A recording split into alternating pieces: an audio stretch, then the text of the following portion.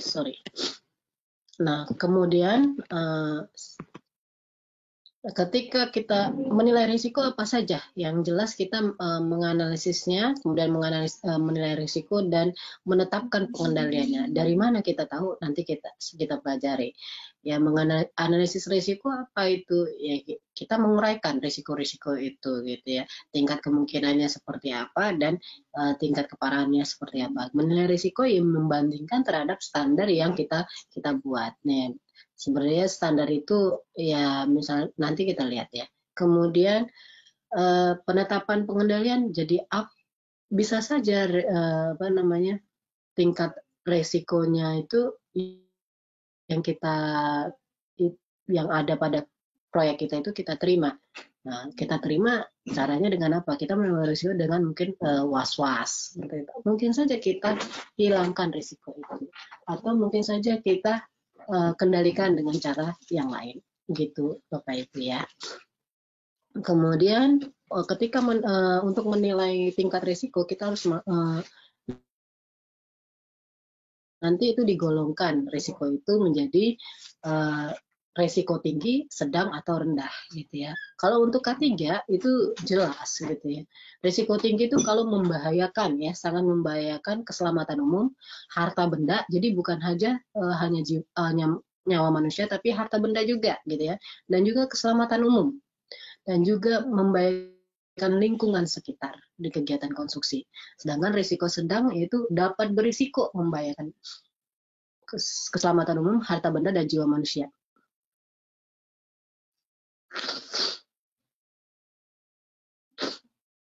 Nah, kemudian resiko rendah gitu ya. Resiko rendah yang seperti apa gitu? Yang jelas dia tidak terlalu membahayakan gitu ya untuk keselamatan umum, harta benda dan terganggunya kegiatan konstruksi gitu ya.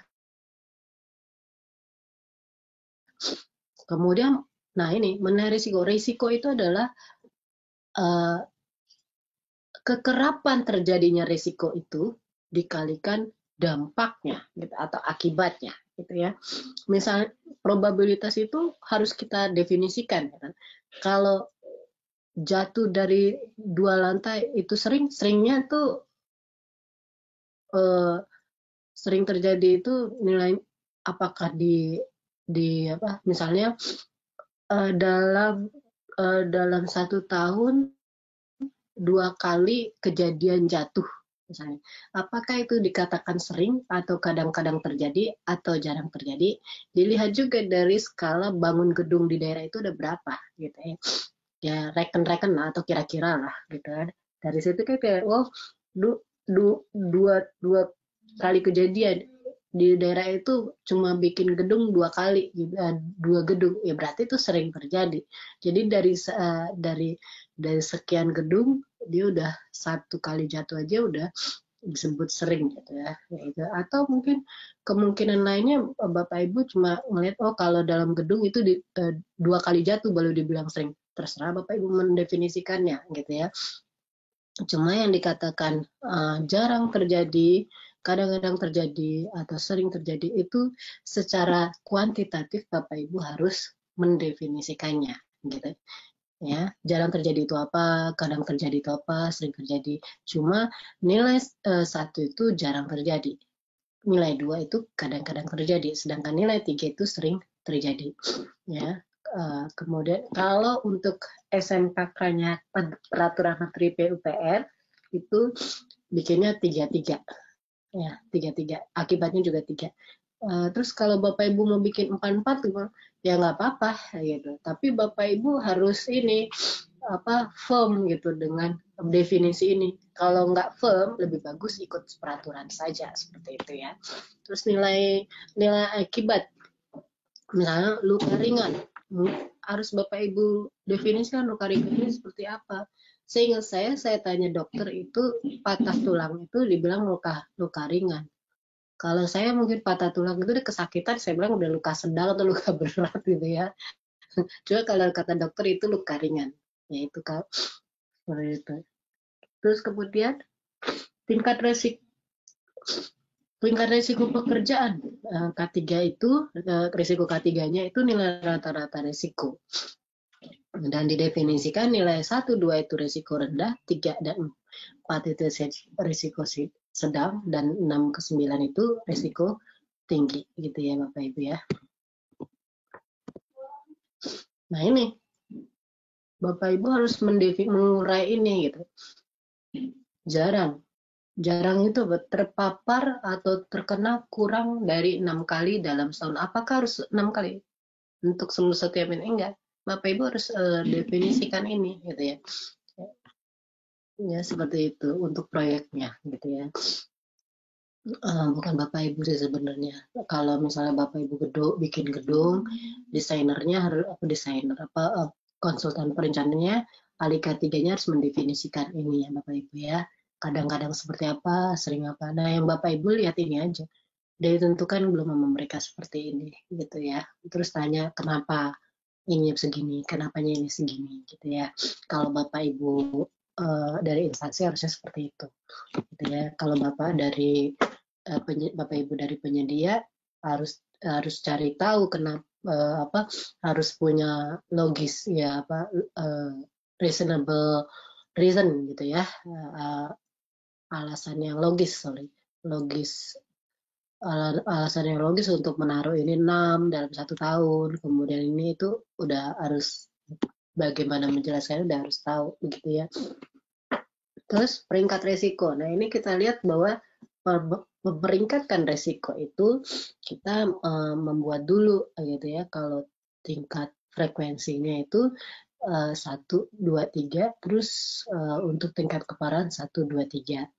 Nah kemudian kalau dikatakan bahwa risiko X itu kadang-kadang terjadi, terus kemudian tingkat keparahannya ini dia hasilnya 4 gitu ya. Atau misalnya dia jarang terjadi, ya jarang terjadi tapi resikonya beratnya sampai mana gitu.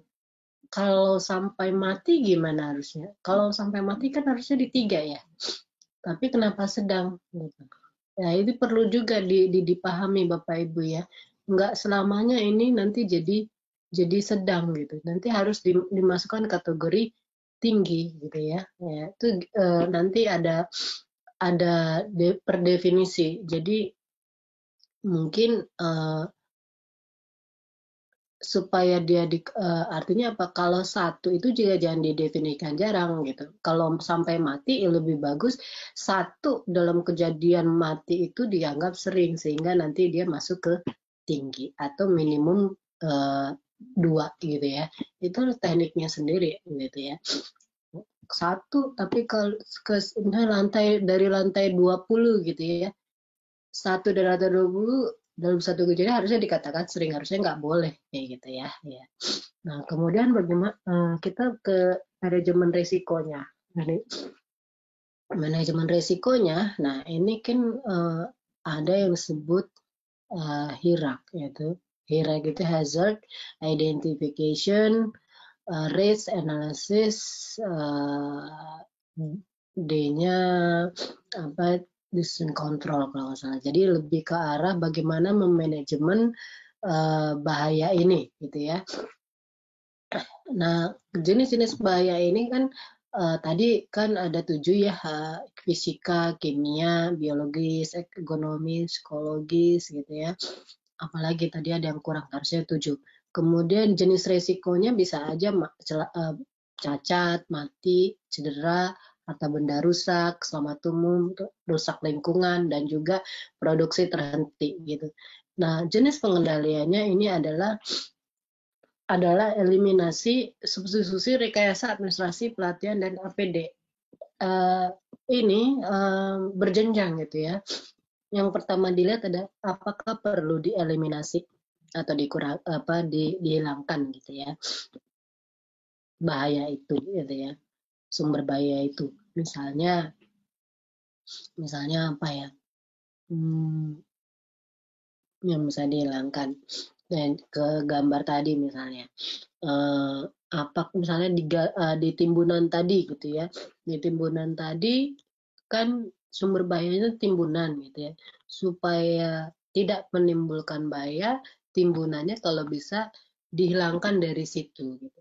Bisa nggak seperti itu? Nah, itu yang namanya menghilangkan gitu ya, timbunannya nggak ada di situ gitu ya. Kemudian atau pekerjaan timbunannya dihilangkan, mungkin nggak mungkin ya, mungkin lokasi timbunannya jangan di situ gitu ya. Kemudian substitusi. Nah, kita lihat bisa nggak misalnya timbunan itu dihilangkan di situ. Rupanya nggak bisa. Supaya efektif itu nanti juga galian itu bisa nggak dipindahkan. Rupanya galian itu di situ supaya dia akan jadi timbunan setelah pekerjaan itu selesai. Misalnya dia bikin saluran aja, saluran yang pipa gitu, nanti akhirnya menjadi timbunan supaya tidak repot itu. Ya sudah, dibuat substitusi gitu.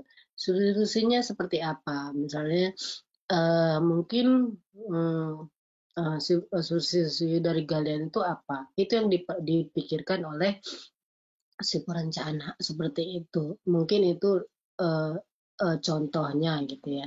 Yang lainnya mungkin kalau nanti saya pikirkan substitusi apa seperti itu ya. Terus kemudian atau mungkin mau buat apa namanya kalau supaya gak rekayasa gitu ya. Kalau itu rekayasa. Nah, substitusi nggak bisa. Misalnya kita ke eliminasi pekerjaan timbunan, galian itu nggak bisa dihilangkan. Substitusi galian itu nggak bisa dihilangkan. Kita rekayasa. Oke, kita rekayasa. Oh, kita galian itu supaya dia tidak membuat longsoran terhadap orang pekerja di dalam gitu ya, di dalam saluran yang baru digali. Nah, itu mungkin dengan menggunakan turap. Nah, itu rekayasa seperti itu, Bapak Ibu ya. Kemudian setelah rekayasa ada tingkatan lain yang perlu administratif, Kak. Oh, perlu dibikin seperti instruksi kerja, yaitu instruksi kerja atau SOP untuk ketika melakukan cara untuk membuat galian seperti itu, atau membuat turap, ketika membuat turap seperti itu, atau instruksi kerjanya step by stepnya seperti apa gitu ya. Nah, terus kemudian untuk pelatihan, perlu dikasih tahu diinduksi gitu, atau mungkin pelatihan-pelatihan serius tentang K3 untuk perlindungan K3 ketika melakukan galian timbunan seperti itu ya. Terus kemudian APD. Nah, ini tingkatan yang paling kecil, APD. Jadi Bapak Ibu jangan salah paham atau kaprah, K3 itu di di diasumsikan, bukan, diasosiasikan ke APD. K3 atau keselamatan konstruksi jauh lebih besar dari APD itu sendiri. APD itu komponen kecil, tingkatan yang paling rendah dalam hierarki pengendalian manajemen risiko K3 gitu ya Bapak Ibu ya. Nah, sebenarnya sama COVID ini, APD itu yang terakhir gitu, tingkatan terakhir yang walaupun sangat penting, tapi yang ininya adalah COVID ini nggak bisa dieliminasi gitu ya. Udah kejadian gitu. Di satu sisi kalau kayak obat kanker kan ada substitusinya gitu ya, yang lawan. Jadi yang ganas dilawan yang ganas gitu. Ada yang mungkin teorinya seperti itu. Rekayasa. Nah, rekayasanya itu salah satunya adalah physical distancing. Itulah rekayasa. Gitu. Atau mungkin kita berjemur-jemur di matahari jam-jam 10 gitu kan. Itu rekayasa. Nah, administrasinya apa gitu. Ya melakukan apa sebuah peraturan-aturan, misalnya untuk PSBB atau aturan-aturan ketika kita melakukan protokoler COVID. Nah, kalau pelatihan ya salah satunya kalau untuk relawan-relawan itu dilatih ya gitu, atau juga suster-suster itu dilatih bagaimana cara menggunakan APD atau bagaimana ketika menerima pasien. Nah itu seperti ini penting gitu ya.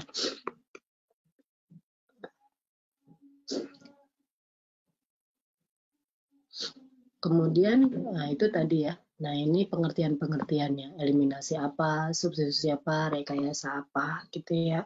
Begitu juga administrasi pelatihan, nah PD itu sudah saya tadi sebutkan. Nah ini seperti ini, gimana nih cara memprogramkan manajemen risikonya.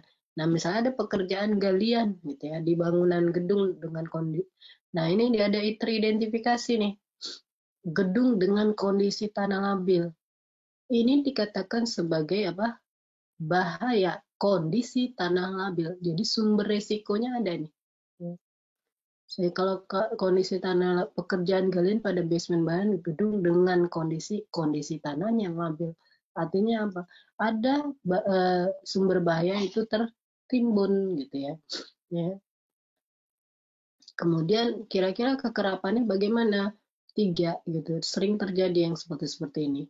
Kemudian keparahan tingkat dampaknya mungkin bisa luka berat atau mungkin sampai ke kematian gitu.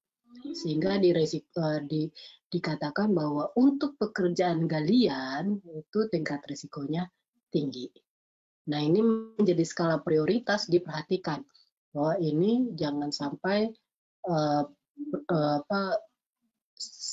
kalau skala prioritas itu artinya bahwa si manajemen gitu ya ataupun yang melakukan pekerjaan itu harus sangat memperhatikan pekerjaan ini. Ya, pay attention-nya harus lebih tinggi dibanding pekerjaan lainnya gitu ya yang tingkat risikonya lebih rendah seperti itu ya. Nah, cara pengendaliannya gimana?